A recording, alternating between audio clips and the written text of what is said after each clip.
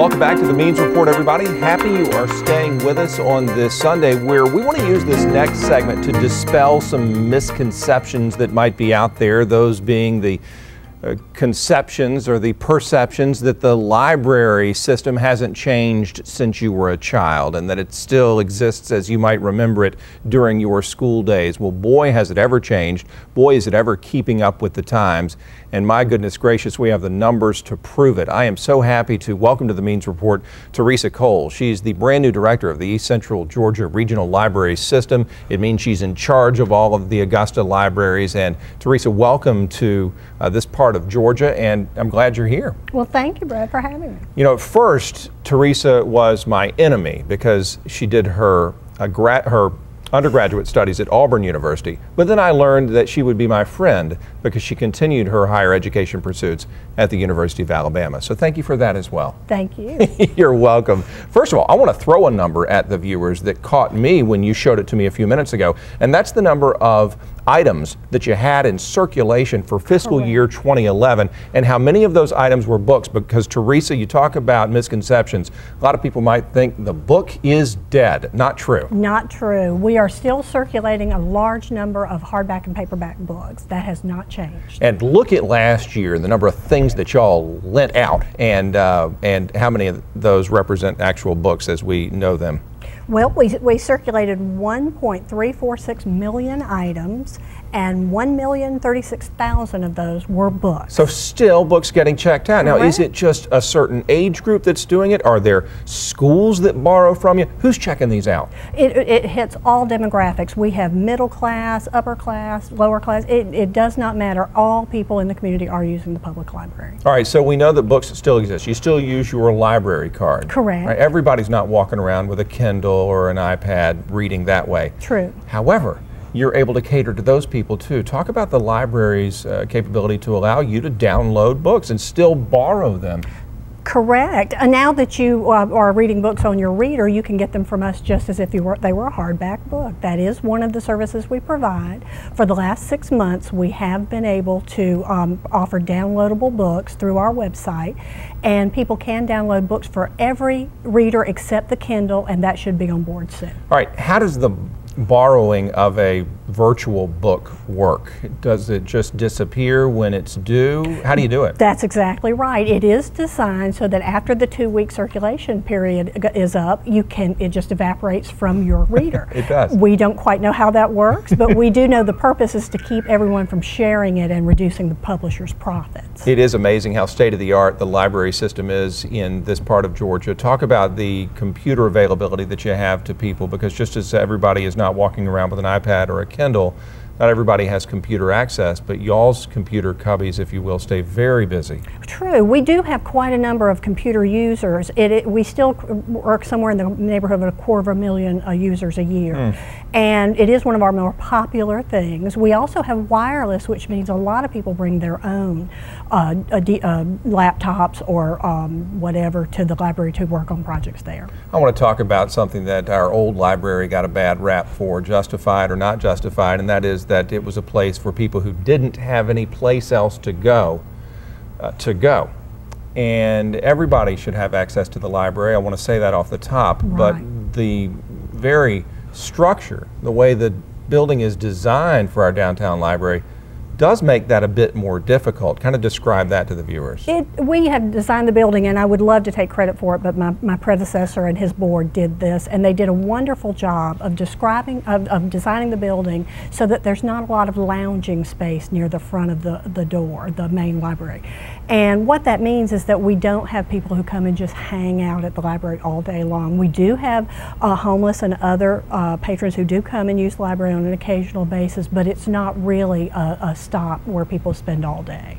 Well, I want to spend a little bit of time talking about your reference library and that part of the organization and how it can help the public. It's almost as if it's really a human version of Google for you to find out just about anything. Will you tell me how that works? Well, people have asked me for the last 10 or 15 years why we still have libraries when everybody can Google everything and we don't need to provide information anymore, and that's simply not the case. Now, what we call ready reference, which means short questions such as the population of Tokyo or something like that, those kind of questions have dropped off quite a bit. We don't get as many of those anymore, but we still get a number of questions for more detailed research that, and we have the advantage that we spend a lot of time behind the scenes critiquing sources for accuracy. We need to make sure that these are verifiable, vetted sources so that when you do get information from them, you know where it came from, you know that it was peer reviewed or whatever. So we do make sure that as much as possible the information we give is accurate. And in fact, in the past fiscal year, we had 368,787 reference questions that were asked of the library. So that, while the ready reference type of thing has pretty much gone away with Google, the library reference department is still quite busy. Well, but if you're in a business situation or if you're in a television news situation especially and you need to find out some information that has been vetted and that has been verified, then we would really need your help, because it's one thing to say you found something on the internet. That's right. It's another thing to say you found it and you know it's a fact. That's true. There is a lot of excellent information on the internet, but there's a lot of bogus information on the internet as well, and you have to make a determination on how that information was made and collected. And that's one of the things our reference librarians are skilled at, is selecting sources that have been peer reviewed or done in a professional and scientific way. A lot of our viewers are moms or grandmothers, and I wanted to know if there are still, because I remember this as a child, still programs for families and still programs that are geared toward those youngsters to get them reading for life. We do. We like to start, we literally start with moms reading to babies in the womb. We are truly a womb to death organization. You are cradle to grave. We get them all. We joke about growing our next generation of users. We start as early as we can to get children into the library and establish that habit. It's not that we just want them to read, we want them to enjoy reading and enjoy finding information, and we find that truly does make them lifelong learners. And summertime here, as we have about a month left before school starts. That's right. Good time to come down? It is. We are just wrapping up our Summer Reading Club program. That is our major children's program for the year, and it's designed to keep children reading from the time they get out of school in the spring till the time they start in the fall, and we have all kinds of incentives, we hesitate to call them bribes, that we use to get the children in. We have a lot of performers, professional performers, storytellers, magicians, that type of thing, to entice children to come to the library every week. Very popular program. What do you all need to make sure that the library system in East Central Georgia and Augusta continues to thrive? How can the public help you? Well, there's no question that during this bad economy, our budget, as many other organizations' budget, has suffered. And when the economy improves, we must get our materials budget back. That is where we have felt that we are not able to provide the number and quality of sources that we have been able to provide in the past because of that budget cut. And it is our sincere hope that when the economy improves, we are able to get that funding back quickly. Do you still have money that's coming in from Richmond County on an annual basis, and is that still helping you? We do. They are our primary funding agency. We get approximately 75% to 80% of our funding from the county, city county, and the other 20 to 25% does come from the state.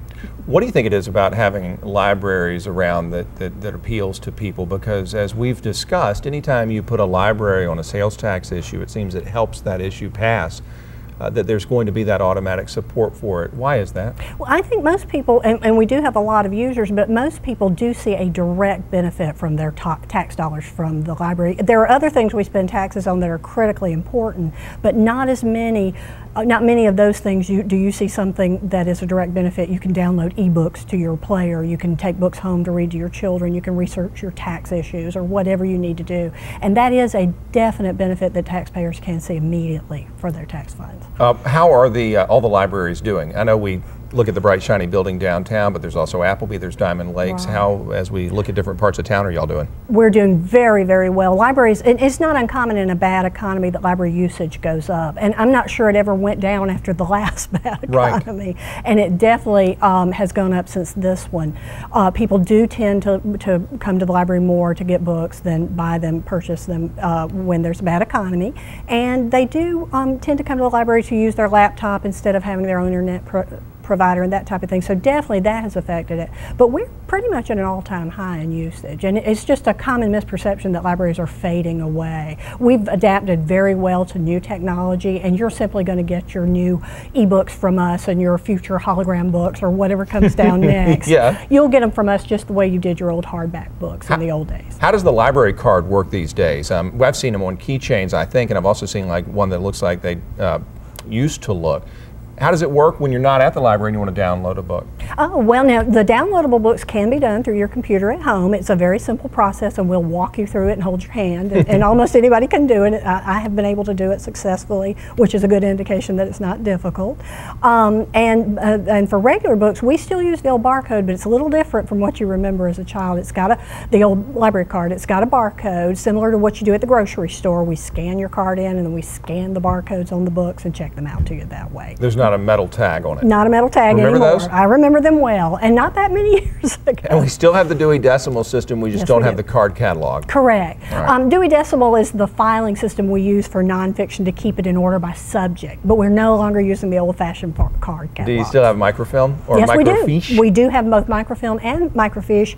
Digital technology has come along, and it's a wonderful technology in that we can share it across the internet. The problem is it's so expensive. It'll be a while before we're able to turn all of our old microfilm into digitized records. We do hope to, though. Like a lot of businesses out there, it sounds like the library system is changing with the times. It is. Do you see a bright future? Because it seems like even if we did go all digital, y'all would still be right in the middle of it. I do always encourage, I want people to know up front that certainly in my career, books and libraries will not go away, and probably not even in my lifetime. There is a great deal of fondness, and some book formats do not translate well to electronics. Cookbooks, design books. You want to lay in bed and read through that nice cookbook and that shiny, glossy interior design book. Those kinds of things have not yet found a format that suits better than books. And book people love books. Tech people sometimes don't understand that.